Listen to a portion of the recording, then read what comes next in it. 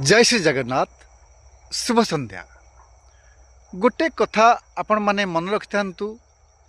वर्तमान समाज रे सबु नारी माने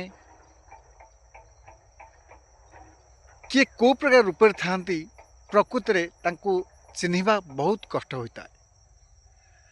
तेबे गोटे कथा आपण माने मन रखि थांतु। स्पेशल पुरुष मान कथा मु कहूची, जदि आपण भूल बाटरे जाउछंती तेबे आपण सुधरी जातु। कारण आपणकर परिवार अछि, आपणकर पिला छुआ अछंती, आपणकर सब किछि अछि। तेबे आपण से माने आपण पई सर्वश्रेष्ठ। किंतु नारीर शक्ति एपरि थाए जहाकू ऋषि मुनि माने मध्य जानी पार नथिले। आउ आमे तो मनुष्य होचु साधारण। तेबे से जहाँ भी हो, सबु नारी कदापि खराब नुहे। किंतु अत्यधिक नारींकर छलना कपट अत्यधिक थाए, जोटाकू आपण केबे भी जानी परिबे नाही। तेबे गाड़िया रे पशिबे काहेकि, पंक लागिवो काहेकि, गोड़ धोइबे काहेकि। जदि आपण से खराब बाटरे पशि थांती तेबे आपण सेठारु बाहरी आसंतु। काहेकि आपणकर परिवार नष्ट हो जीवो, आपणकर संसार डूबी जीवो। सबुले मन रखि थांतु, मागी आनिला तृण सोड़काए। मान ता अर्थ होची, आपण को जेते सुखाद्य देउथांतु, यदि मागी की आपण आनिथिबे से मगार ही जीव।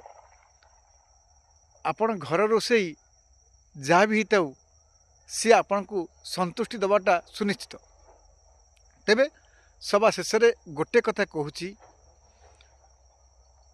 आपण माने जदि केही भी पुरुष भूल बाटरे जाई थांती तेबे परिवर्तन हवा को चेष्टा करंतु। काहेकि ना आपणकर परिवार अच्छी, पिला छुआ अच्छी, संसार अच्छी, आपणकर एक स्त्री अछंती।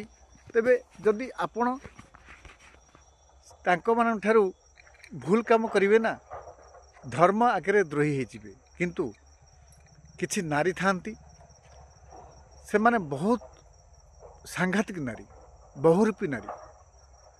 आपण कहिबे गोटाए, तांको स्वामी कहिबे गोटाए, अन्य मानन कहिबे गोटाए।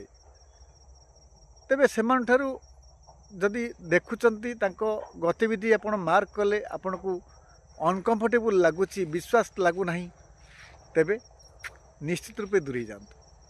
काहेकि एटा होची मिछ माया संसार। एठी केही नुहे कहार। जदि आपणकर केही थांती तेबे आपणकर रक्त संपर्क ही रहिथिबो, ता बिना आउ केही नांती। सबु गालु आमी। किंतु सबले मन रखिथांतु, सबु नारी कदापि समान हुए। नारी माँ ही पारे, नारी भौणी ही पारे, नारी स्त्री ही पारे, नारी अति सुंदर बांधवीटीए मध्य ही पारे। समस्ते कदापि खराब नुहे। किंतु अत्यधिक नारी आज भी कहूची सबु छलना कपटारे लिप्त ही रहिछंती।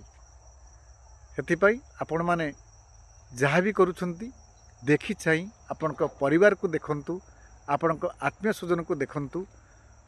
सबुले मन रखिथांतु, निजर परिवार होची आपण पई सर्वश्रेष्ठ। कारण बिना परिवार रे आपण किछि भी करि परिबे नाही। लोकमानक मनरे सबुले अलगा प्रकार चिंताधारा आसिथाए। किंतु प्रकृति रे देखि चाहिए आउ अध्याय कौन बा कहिबी। सबुले मन थांतु, आपणक पई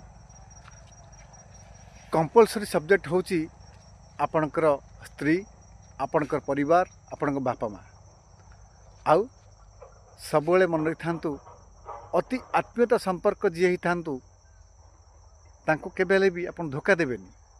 ଆଉ ଯିଏ ଆପଣ ସହିତ ଛଳନା କପଟ କରୁଛି ସେମାନଙ୍କୁ କେବେ ବି ପ୍ରଶୟ ଦିଅନ୍ତୁ ନାହିଁ। ପ୍ରଶୟ ଦେବେ ତ ନିଜେ ଅନୁତାପ କରିବେ, କାନ୍ଦିବେ, କିନ୍ତୁ କାହାକୁ କହିପାରିବେ ନାହିଁ କି ସହି ବି ପାରିବେ ନାହିଁ। କିନ୍ତୁ ସବା ଶେଷରେ ସେଇ ଭଗବାନ ଦଣ୍ଡ ଦେବ କାହାକୁ ଜାଣିଛନ୍ତି? ଆପଣଙ୍କ ସହିତ ଯିଏ ଛଳନା କପଟ କରୁଥିବ ନିଶ୍ଚିତ ଦଣ୍ଡ ଦେବ। ଆଉ ସେତେବେଳେ ନା ଯେଉଁ ଧନ, ଯେଉଁ ପ୍ରପର୍ଟି, ଯେଉଁ ଗାଡ଼ି ଘୋଡ଼ା କିଛି ବି କାମ କରିବନି। ଆଉ ଚିନ୍ତା କରିବେ, ଆପଣ ଜଣକୁ ଯଦି କନ୍ଦଉଛନ୍ତି ତେବେ ଆପଣ ନିଶ୍ଚିତ କାନ୍ଦିବେ, ତାକୁ କେହି ବି କମ୍ପ୍ରମାଇଜ୍ କରିପାରିବେ ନାହିଁ। ଆପଣ ଯାହା କରିଥିବେ ତାର ଫଳ ଶୁଦ୍ଧ ମୂଳ ଚକ୍ରବୃଦ୍ଧି ଶୁଦ୍ଧ କରି ଫେରିବ। ଏଇଟାକୁ କିନ୍ତୁ ଭଲ ରୂପେ ମନେ ରଖିଥାଅ। ମୁଁ ହୁଏ, ଆପଣ ହୁଅନ୍ତୁ, ଯିଏ ବି ହୁଅନ୍ତୁ। ରହୁଛି। ଜୟ ଶ୍ରୀ ଜଗନ୍ନାଥ, ଜୟ ଶ୍ରୀ ଭାସ୍କର।